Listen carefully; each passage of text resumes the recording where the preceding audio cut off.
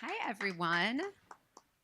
Happy Can, day one. I hope everybody is hanging in there. What a good turnout we have. Excited for you all to be here and hear, not from me really, but mostly from these dynamic, wonderful, lovely leaders of Colgate Palmolive. So we'll start the panel by kicking off with a couple of introductions. As you heard, we have Diana and Amy who lead global and U.S. marketing, commerce, all the things, all the things. No, just North America.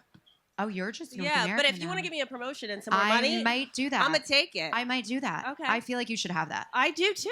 I feel like you should have that. Okay. Right. And she's like, and I'm the boss. No. But we're really excited to be here. So I'm going to turn it to them to quickly introduce themselves, give a little bit about their background, and we will dig into the deep and juicy questions. Hey, you want me to go first? Lovely. So I'm Amy Benford. I have been at Colgate for about a year and a half now, which feels very seasoned. I lead the national advertising for North America and only North America. She's like, I'm very happy with that. Thank you so much. My lawyers are also very happy about that. And prior to that, I've been client side for quite a bit of my career. I've spent a lot of time in CPG at Campbell's. And then prior to that, I was in the entertainment space for the majority of my career at HBO. And then before that, I was just agency side, working the grind, like a lot of people. Yeah, let me help her out. So you know this little show called Game of Thrones? You know that show? You know it? You know True Blood? Yeah, you know that show too? Yeah. That's all. The creative? That's her. Larry Look at David? that. You know that? That's impressive. It's a bad bitch right there. That's I'm very good impressive. at talking about myself. Very good. Hi, and I'm Diana Haussling. I'm the SVP GM of Consumer Experience Growth for North America, which includes Canada. I've been at Colgate for now 3 years, but it feels like a mere 5 years. Before that, I was at Campbell's Soup. Prior to that, I was at General Mills, and before that was a Hershey, a little CPG proboscis. So awesome team of folks that spanned our marketing organization.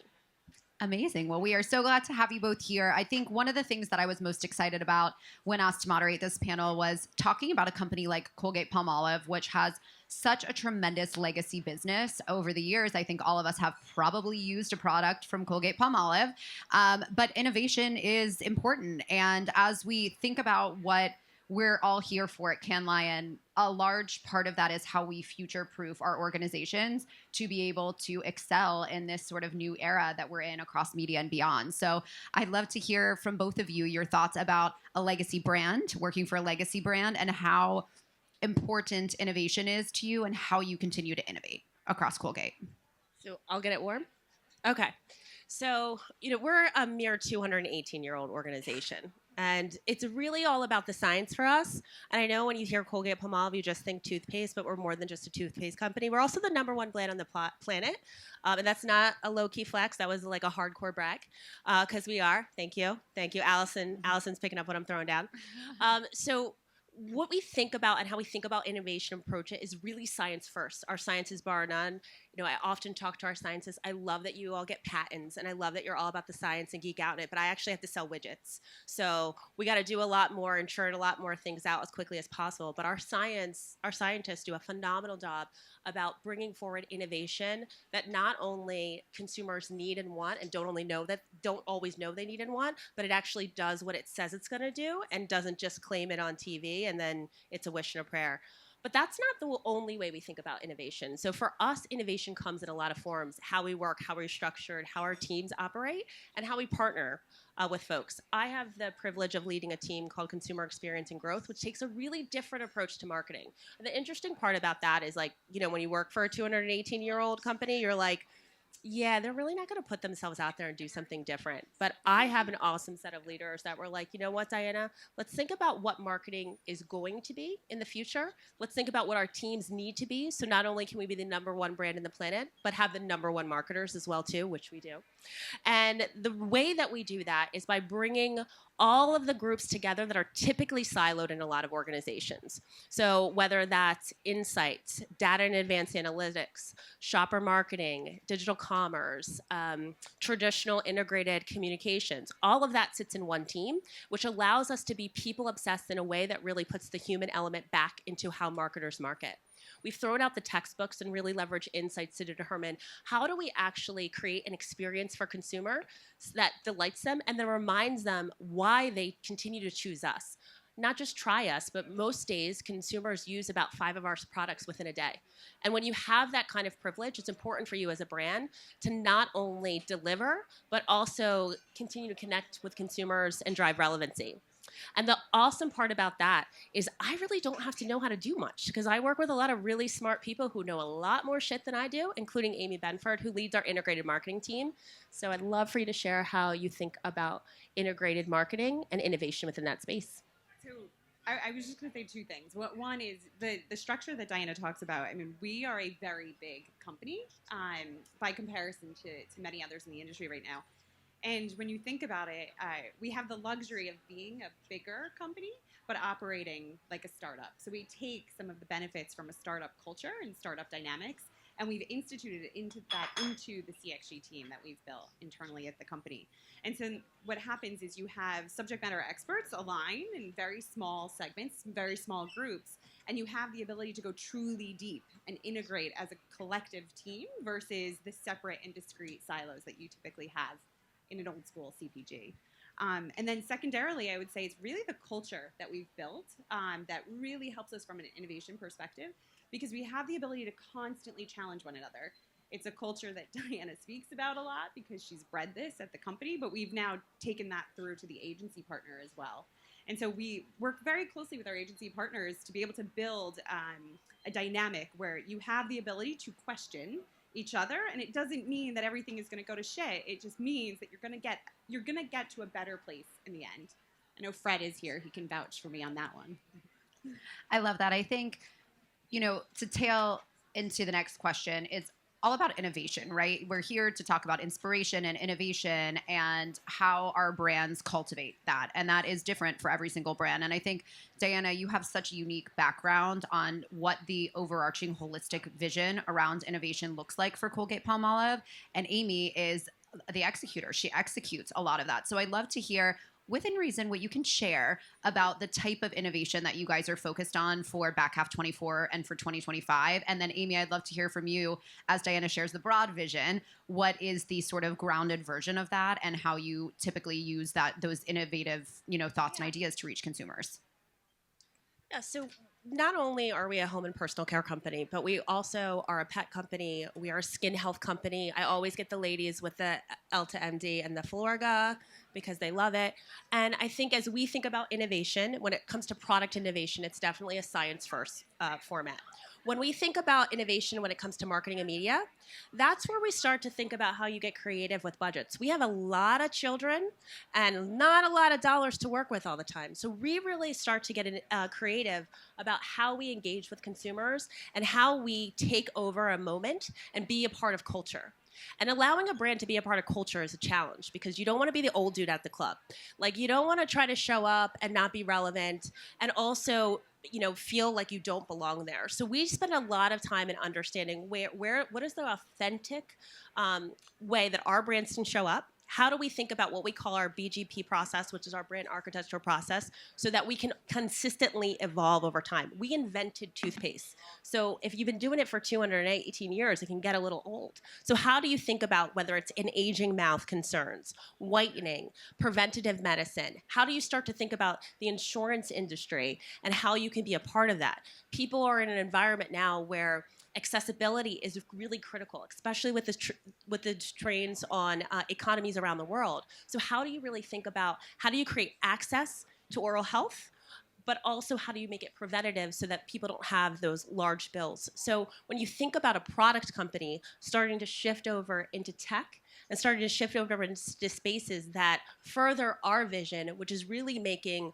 health and well-being accessible to all, those are the areas that we're really leaning and pushing into. I'll touch on 2 that I'm really excited about.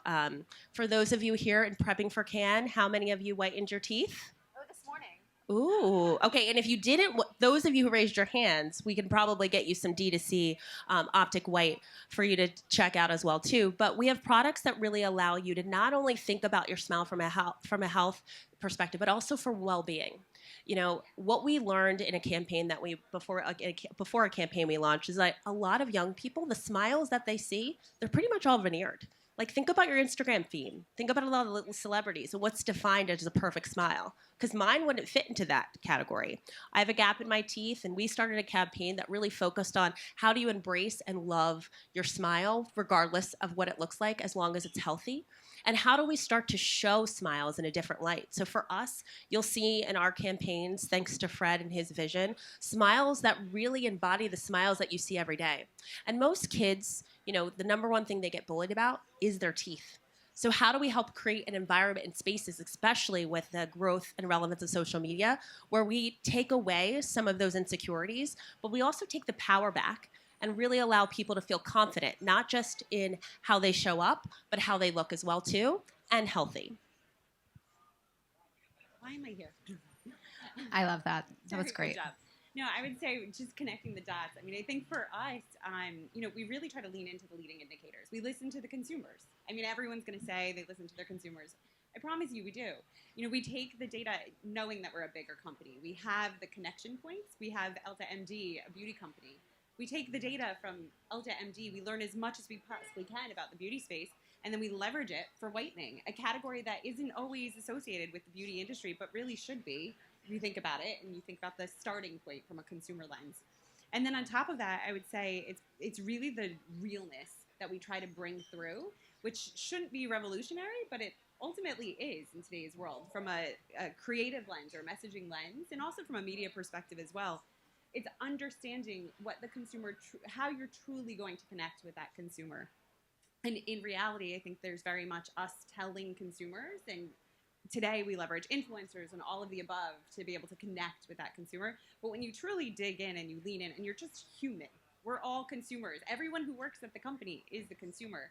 So when we just listen to ourselves, listen to what our consumers are telling us, it leads us to a much better connection point message, and it drives that innovation and where we go next. And just to build on what she said, I think a cool thing that Amy brought into her area, that her scope of responsibilities in partnership with Kristen and Allison, who happen to be here, is really flipping the briefing model on its head. So most, especially old school CPG organizations, they take it and they're still in the Mad Men era. Not a good time for me or my people, but I'm just saying. They take it back to the Mad Men era, where you had the creatives were the leads, the media people were in the basement someplace. The creatives weren't all really allowed to talk to clients at all unless they were pitching.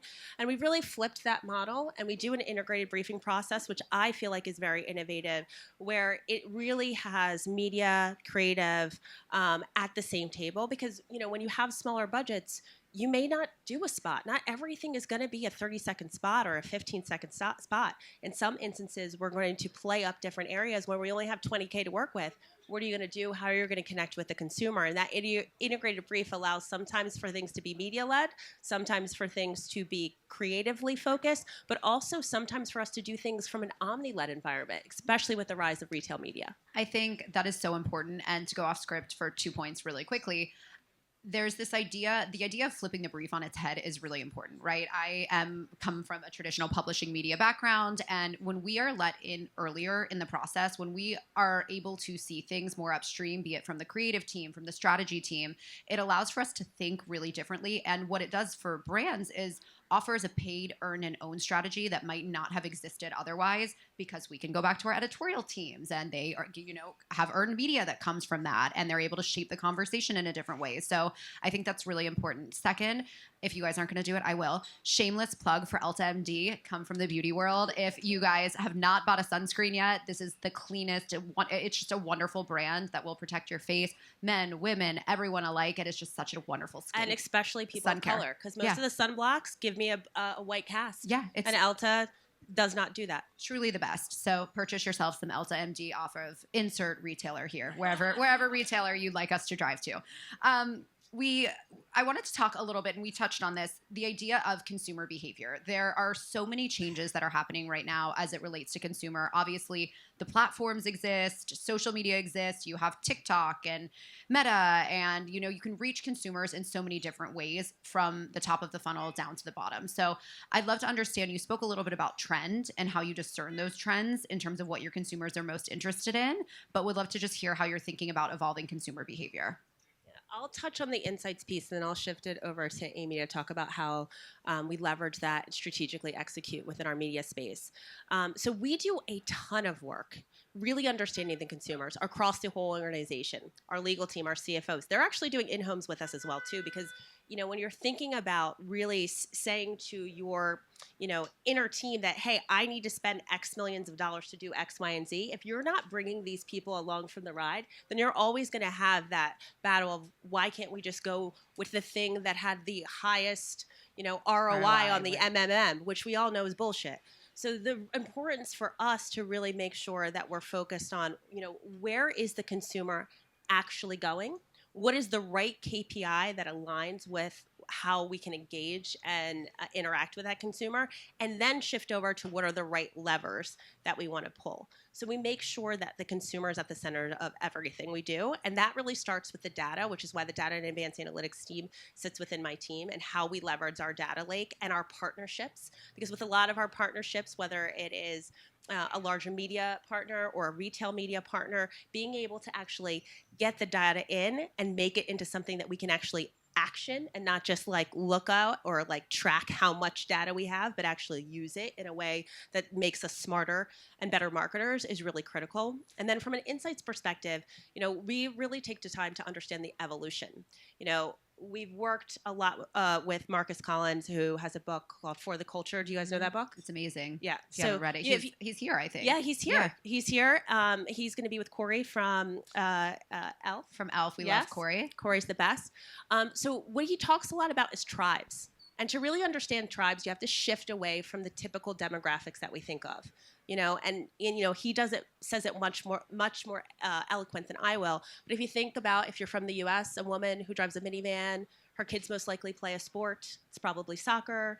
And you start to get this picture in your mind of who she is, what she does, and then your bias takes into play. Correct. As opposed to really doing the research, understanding the insights and the human elements behind that person, and then connecting her or they to the tribe in which they belong. So you're speaking to someone. We all have things that we are passionate about, and you find your community, whether it's the Peloton community, or if you love a specific brand or something, you have a specific activity. Those people who do those things with you, who will put their dollar down on different brands, don't necessarily have to look and operate like you on every other spectrum. So it's really important as marketers that we shift away from the basics of what is just, the boring, superficial stuff, and actually get to the undercurrent of the human element of it. And Amy, this is perfect tee up for you. That's a big job, right? Finding out all the things about this consumer and dimensionalizing them and putting them into a tribe or a group where you feel that you can market to them effectively. How do you channel personalization when it comes to actually reaching that consumer and sharing the message that they need to see in order to take the desired action? So to me, it's funny. I think there are a lot of people in the industry who will say that people are just very simple. We can use data and we know exactly who someone is. We know exactly how to get them. Personally speaking, while there are tendencies and things that you can do, I think people are complex. Yeah. And just because you're in one tribe for one factor of your life doesn't mean you're in all of the same other other tribes. And so what it allows us to do is to lean into specific tribes or specific elements and to connect with the consumer for something that's really relevant to them in a meaningful way for that particular aspect. As a human, I like to think about that. With AI coming and everything else that's going to tell us who we are and what we are, I like to think about the fact that we are still complex humans who make our own decisions. And then I think ultimately in today's world, when you think about media and then having to connect with those consumers, you talk about real estate being a buyer's market or a seller's market. Media right now is a buyer's market. It wasn't always a buyer's market, but it is completely a buyer's market. There is no must buy in today's world. I know vendors don't love to hear that, but it's true. It's okay. What's okay? Sorry. It is true. And so you have the ability to plug and play to something that's going to be the most relevant for you from what you're trying to communicate and who you're trying to communicate with. And I think I think the other thing there is it becomes the responsibility also of a vendor to help provide that dimensionalized view of a consumer to give you data points around non-intuitive interests, right? When we look at content consumption across the board, across our Vox ecosystem, we may think someone is a fit for The Cut or someone is just reading PS, but what we find is that they're actually reading The Verge or Polygon because they're interested in gaming. And I agree with you. I just think the view of a consumer is so much more complex than what we try to synthesize it down to. And they probably are a fit. Right? Like ultimately you are going to be a fit with many places. It's just you no longer have to go to that one place to be able to hit the masses. Yeah, and I mean, I think a great example of that is for us, we are highly indexed with the Hispanic consumer around the world. And oftentimes, people fail our consumer groups, especially the Hispanic consumer, by assuming they're a monolith. And kind of just saying, okay, you know what we'll do? We'll just put some, we'll dub this, make some Spanish, and then you're good to go. Yeah. Language is not a strategy.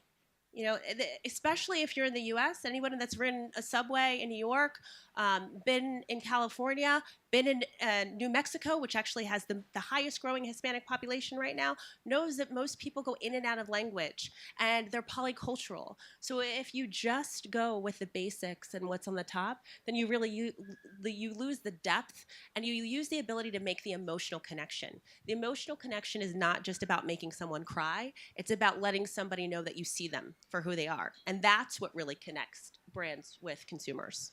Speaking of crying, which I will not do on this stage, we hit a little bit on purpose and the idea of consumers having this multidimensional mindset. I think purpose and altruism is something that continues to be really important to consumers. How that articulates is different for every consumer. But I do cry at the Bright Futures, Bright Smiles program because Colgate has done such an amazing job with that program to help children with their smiles. You talked a little bit about individualization of smiles. I'd love to just hear how that came about, and if you have any advice as it relates to altruism and giving back for brands that are looking to sort of find a mission that's important to them. Thank you so much for that. And what I love about Bright Smiles, Bright Future is it is a program that is not just in the U.S. It's a global program, and it looks different in each country that you're in because it's really customized for the countries that you're in. So in some countries, we're literally working with governments to ensure that we can help provide fluoride or even treatments for kids' teeth to prevent cavities and epidemics within certain countries. We are ensuring that we can get accessible oral health at a very early stage for a lot of folks because oral health is a pathway to good health. And if we can get kids doing things and having good oral hygiene, it really is, a path for them. It's the gateway drug to being a more healthy adult. But what I think is also cool, because this program, we have vans, we have all different things that go into different communities that really advocate for the oral health, but also bring treatments to kids and give them access to it. That's just one of many things that Colgate does. And, we are very humble. I'm working on that one. We're very humble, so we don't always talk about it.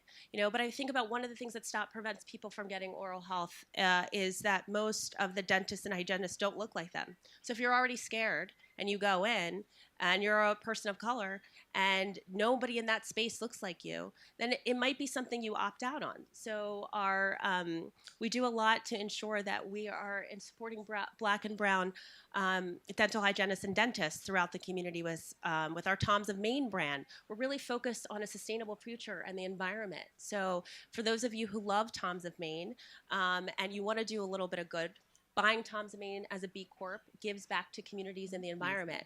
Our Hello brand does an awesome job of ensuring that families spend more time together. Most families in the U.S. Only spend 37 minutes together a day. And that, every time I put that stat out, somebody makes that face and is just like, oh my God, I can't believe that. Yeah. So how do you create connections with families? And how do you, as a brand that has the privilege of having the dollars, the stage, and the platform, and the connection with consumers, how do you take that and translate that into impact on society and the future of the planet? And then Amy has the awesome job of bringing all those cool things to life and storytelling. Well, it's funny because we do talk about you have to describe a company. I've worked at a few companies in my lifetime. Altruism is probably one of the number one factors or one of the number one descriptors I would use to describe Colgate. We do a lot of good things, and then we don't tell anybody about it. You should tell. I know, You really should tell. We need to do a better job of it. But even if I think back to just the recent Superpower campaign, if you look across that, the intent behind it, at every single decision point, every single step behind it was how do we do the right thing here? And ultimately it leads to everything else that we do from a decision-making perspective through all campaigns and all work. There was something else I was going to say, and I'm completely blanking on my thought. But in general, I would say, overall, from a campaign perspective, national advertising, we're constantly trying to ensure that the message comes through from a genuine place and not so much us first, but more so really how can we lean into the consumers. And Diana talked about how we are in more homes across the world than any other product, which is an amazing stat when you think about it. Again, not something people would normally associate with us. But if you think about it, everyone brushes their teeth, or at least I hope you do, twice a day. And Maybe 3 times, especially if you're from Latin. or after every meal, as our dentists tell us. But that's 2 minutes. You're supposed to brush your teeth for 2 minutes, similar to hand washing during COVID. You're supposed to brush your teeth for 2 minutes. And if you think about that, that's 2 minutes that you have with either a family member or a child. And it's 2 to 4 minutes a day that we have, if you think about it, exposed to a consumer every single day. Not many products are in someone's or in a consumer's hand guaranteed every single day. But we have that luxury, and so we think about it as a responsibility. If we're going to connect with the consumer or we want to be genuine about it, we have to. It is a true responsibility for us to show up in a positive way. I just want to compliment you both because I think you, as representatives of your brand, do such an incredible job owning that responsibility. You've talked about, hearing you speak today, you've talked about mental health, you've talked about putting the consumer first, you've talked about all these amazing things that Colgate is doing to really think about how you're changing someone's life and how you as a brand can make their life better and stronger. And I just think it's really important as we sit here among creatives and creativity, it's the consumer that matters and how you choose to speak to them and how you choose to grow and evolve your relationship with them. Nothing matters more than that. And so I just want to commend you both because I think you've done an amazing job.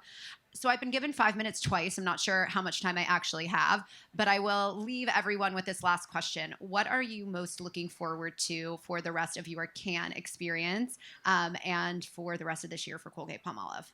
Oh, can I start? So when we first started this, Diana said she wasn't going to do very many talking engagements, but I love hearing her speak. She's very good, as you all heard. And there's many more. So I'm actually looking forward to leaning in this week and just experiencing the talks and the chats because I'm here doing this right now, but I learned so much just about other companies and how they're coming to the marketplace. And it reminds you sometimes how smart we are and sometimes how much we have to grow. Yeah, I think for me, I look at spaces like this and the power and the impact that this community can have and the obligation that we have to make an impact, not only in our companies, but on culture at large. So I'm really excited to see not just, the 10,000th next talk about AI, but people actually taking responsibility for what that means for us and for our culture and the environment. So if you think about it, there is so much of an opportunity for us to think about AI and the impact that it has and making sure there are people that have a seat at the table that matter, women, people of color. This is going to impact not only our cultures, but our teams. And if we are not thinking about it that way, and if it only comes from a woman of color, then it's a problem. So there's a responsibility on all of us to think about what does that mean? How do we ensure that creatives, who a large number in the creative community happen to be people of color, get credit for the work that they do? How are we thinking about removing bias out of how AI works and not just talking about the next buzzword or the robotic dog? Who is taking responsibility for that if not us? There were in the 90s when the internet was first invented by Al Gore, but when the internet was first invented, we missed an opportunity as a community to take the power back, not just from the few, but for the many. And I think this is an opportunity for all of us. And if we can continue to take these talks and the buzzword AI that we have in all these conferences and actually take some ownership and accountability, I think we'll have a broader impact on a society as a whole. So I'm excited for all of us to do that as a community. We've got big Just- jobs, just guys. that. Big jobs, big shoes to fill. So I want to thank Diana and Amy so much for all of your wonderful insights. Thank you, Brand Innovators, for having us, and enjoy the rest of your can experience.